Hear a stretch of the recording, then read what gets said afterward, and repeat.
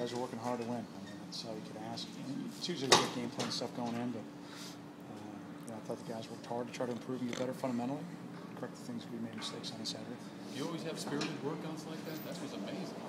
Yeah. I mean, I don't know. You guys are around a lot. I mean, that's the way we work. The guys are. I mean, we're hungry to win, Joe. I mean, it's one of those situations that, it's been a long month, and I mean, the challenge is obvious. This is football team that we're playing are outstanding. Don't worry about us right now. We got to play better. We got to execute better. And if we do, we'll find a way to win. As far as Penn State is concerned, what worries you the most about them? Their offense or their defense? Well, their defense is top 5 in the country for a lot of reasons. Number one, schematically, they do what they do. They've got an identity. They play hard. They play 11 heartbeats as one. The front 4 is a wave of about 8 to 10 guys that come through. The linebackers understand where to fit, and they got a senior late in secondary that doesn't make mistakes. I mean, that's the one thing that jumps out to me. I haven't seen him make a lot of mistakes that make you earn everything you're going to get. We look back tape from a year ago, and outside of a couple execution errors that we had in the third quarter, we had pretty good success against a lot of the same faces. So we got to go out and find a way to duplicate that and finish the job. We were talking to Tyler Scott yesterday. Kind of amazing. He had only 2 Division I offers other than you guys. Yeah. How did you guys identify him? Recruiting. I mean, doing our jobs. We recruit Ohio hard. After we leave Chicago land, we're in Ohio. I mean, that's been a historical great recruiting area for Northwestern. I mean, when I get my time to spend with Coach Parsegian, I mean, that's the one thing that he hammered home. I mean, that was a great area for him. You look at the guys that I played with that really helped us out of Ohio. And so, we recruit there hard. We're not, as you know, not worried about stars. No offense to your side, Chris, but we worry about players and a great fit, and we thought he was going to be a great fit. Is it his quickness that sets him apart for that position? Well, I think it's his overall athleticism. I mean, if you were to go watch intramural basketball, he's probably one of the best intramural basketball players on campus. I mean, he's just a really dynamic athlete. He was a stand-up outside linebacker in high school, and was real physical, really athletic. And we thought, hey, 20 pounds from now, he's got a chance, and now he's like 35 pounds. And I think the shoulder injury coming in really helped him in a kind of backwards kind of way, where he just spent a ton of time in the weight room. And I think that time away from the team, I think really was an opportunity for him to say, hey, I really love football, and he's playing at a consistent level. What was not against him? I have no idea. So if we liked him from the get-go. In recruiting? Yeah. Well, maybe a tweener. I don't know. Maybe one of those guys. Is he gonna be this? Is he gonna be that? I don't know.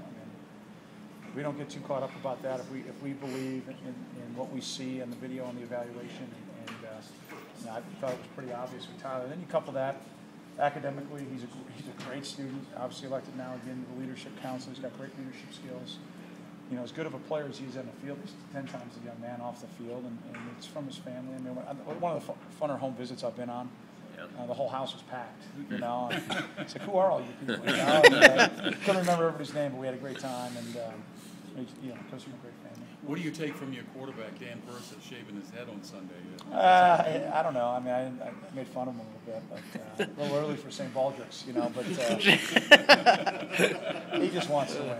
I mean, he's a winner. He's been a winner his whole career. We've found ways to lose. I mean, that's the way to describe where we're at right now. We've invented new ways to end up on the short end, and we've got to flip it back over. And we've got 6 opportunities, and obviously this one here in front of us. Homecoming crowd. It's going to be fun.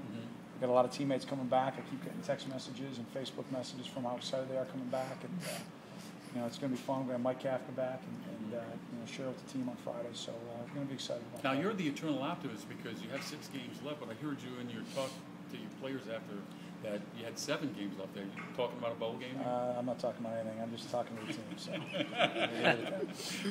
Danny talked yesterday about a new skill set he mentioned. So that's something he has to adjust to, plus as coaches you have to adjust to compared to last year. You talking about with Danny? Yeah. Well, I mean, through major injuries, your game changes a little bit, and I think he's done a really good job. I mean, I kind of probably sound like a broken record, but if any of us went through what he's gone through, we wouldn't be out there playing. No offense to all you guys, but there's no way. He's as tough mentally and physically as there is in college football, and he's given us a chance. And he realized that as soon as he came off the field, he made a very uncharacteristic choice there in the tight zone. And what I like best about it is he responded. He came back and really, I thought, threw the ball well, made better choices, and I think Kane's taking a little pressure off him too. I really do. I think Kane playing at the level he's playing at right now is really helping us. Coach, how tough is this losing streak on you? I mean, for the first time in Yeah. How tough is this for you? Well, I'd say this: if we were playing like warm garbage, I'd be struggling right now. We're not.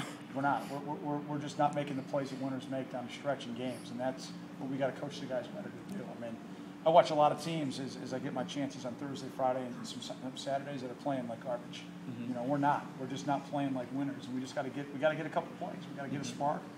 We find that spark. We got a good football team in that locker room, and they believe in that, and we believe in it. We just got to stay the course and find a way to make those plays. Hey, Coach.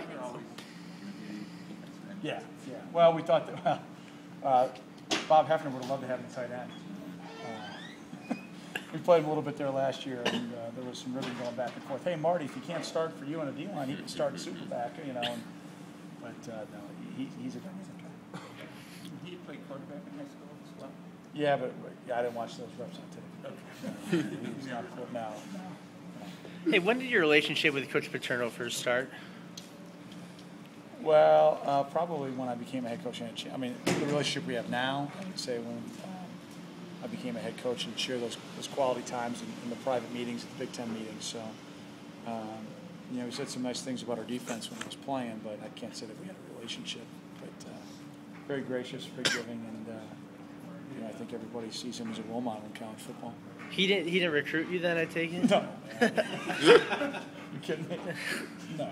I mean, they've recruited Chicago, but not that. And, Chris, I think in your sight, I was a negative starter. That's the way it goes. I got to go. All right, Coach. Thanks, Coach.